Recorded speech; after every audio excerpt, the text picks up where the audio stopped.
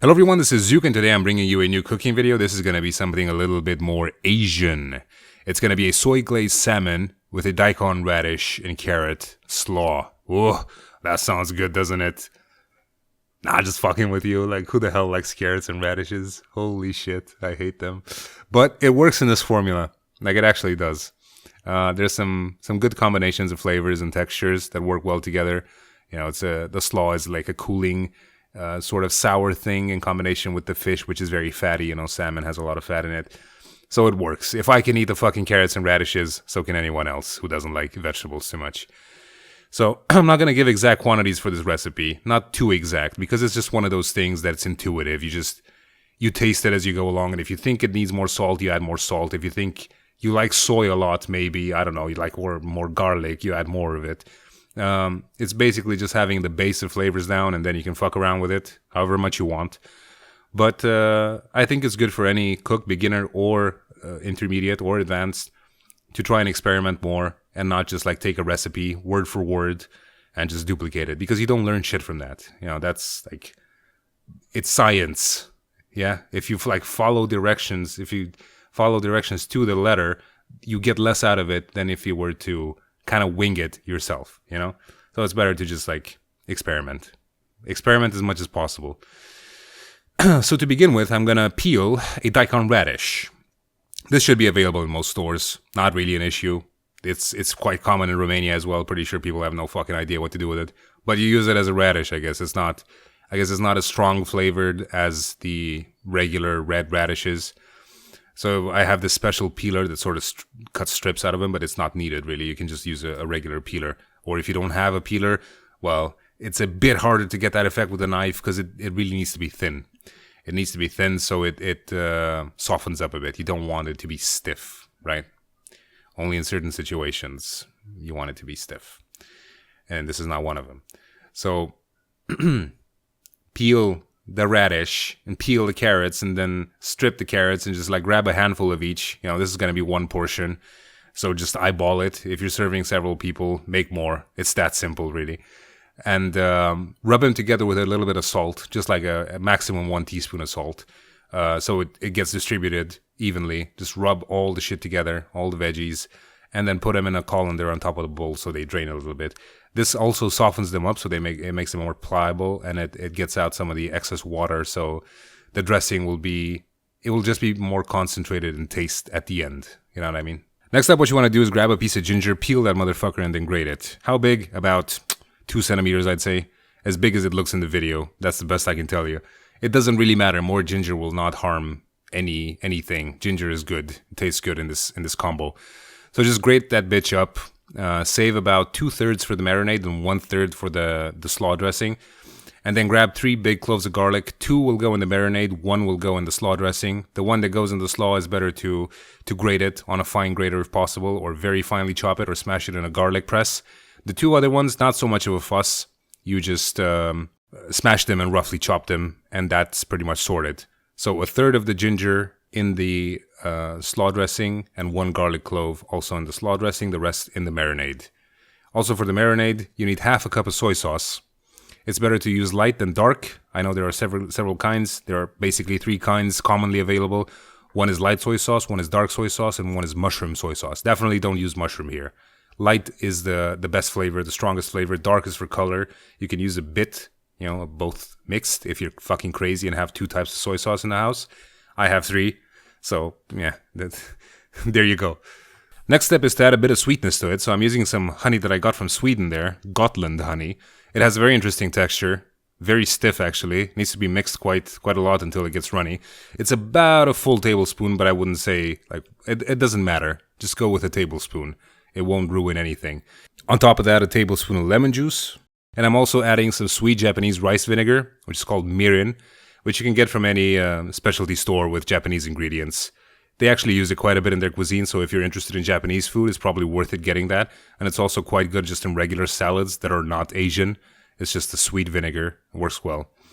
And just grab a whisk and mix all that shit up. But actually, I thought of a better way to do it, which I didn't think of on the spot. Just toss everything in the blender, or a NutriBullet if you happen to have those. Whiz it a couple of times and that's it. That's the marinade. Next, grab your piece of fish. This is about 400 grams, I'd say, 400 grams. I just noticed that the motherfuckers did not debone it, so now I have to do that. And they also left a bit of fat on the end, which usually it should get cut off because nobody wants to eat that. Like, it's just fat. So it needs to be like clear, pink flesh, no bullshit on it. And then, to my surprise, when I turned the fish over, I also discovered that they didn't scale it. They will do anything possible to increase the weight of the item so that they can like scam you on the price. It's really ridiculous. So just grab a knife if that happens to you by any chance and take the scales off. They come off really easy. So it's good to not let them be on the fish because they will mix in the marinade, and we're going to be using that to baste the fish while it cooks. So you don't want scales scattered all over the place. So after this nonsense is over with, take your fish and put it skin side up in the marinade. Make sure it's covered. Pop a lid on it and put it in the fridge for half an hour. It can be in there for 15 minutes, but it's better to just leave it for half an hour or more if possible. And now it's time to make the dressing for the salad. So a third of the ginger plus the 1 garlic clove that I talked about earlier. About a tablespoon of mirin, again, the rice vinegar. And the juice of half a lime. And if the juice doesn't want to come out, just get fucking savage with it like I do there. Just wreck it. Poke its eyes out. Go nuts on it. So you want the juice of half a lime at all costs. Next up, about a 1/4 cup of regular oil. It needs a bit of fat in it. And then about 1.5 teaspoons to 2 teaspoons maximum of toasted sesame oil. This is going to be like the main flavor in it, and the rest is just there to help. Mix it all up, taste it. Needs a bit of salt, I think. There's no real ingredient in there that adds salt, so, about a couple of sprinkles of salt should help. But remember, salt was added to the veggies as well, so not too much. After half an hour is gone, take a pan, put some aluminum foil on it. Take out the fish and brush off the pieces of garlic off it. You do not want those to burn. They taste nasty. And just put it on the pan. Preheat your broiler to maximum. And then put the pan in the oven, not very close to the heating element because it'll burn, like the sauce has a lot of honey. So that caramelizes very quickly and burns very quickly. Just a little bit, about 10 centimeters away from the whole shebang. And it should be fine. It took me a total of 18 minutes to get this done. Halfway through, I also turned the heat down to about 200 degrees because it was getting a bit nuts. Again, like there's a lot of sweetness in the sauce. So just check on it once in a while. And every 4 to 5 minutes or so, get the marinade with a brush and baste it. Baste the fish. Just brush the fish. Should be about 2-3 times in total until it's done cooking. But it really helps to give it that very dark brown color and several layers of the sauce, of different degrees of potency as well, from like very dark caramelized to a bit more fresh. It just really helps to baste it. And once that's done, it's time to assemble the dish. One thing I forgot to mention is that if you do by any chance have a food thermometer, the internal temperature should be about 140 Fahrenheit or 60 Celsius. That's when it's perfectly done. So if you're a real pro, you're going to grab it without the skin in one piece because the skin will stick to the pan. And then grab your veggies and squeeze them really hard. Like you see all that water coming out of it. No real reason to eat water. We're after the good shit. So put the veggies, like unravel them, put them in a bowl and pour as much of the dressing as you see fit on top of it and just mix them together. And now it's time to do some really, really try hard plating here. Some like pseudo fancy shit. So I take a nice big clump of veggies and like twist them with my tweezers in my hand to get like as much of the dressing out as possible. And then bunch them together and put them in like a nice rolled little thing. I don't know what to call this bullshit. It's just somewhat decorative, or you can just toss the entire thing on the plate. It really doesn't matter.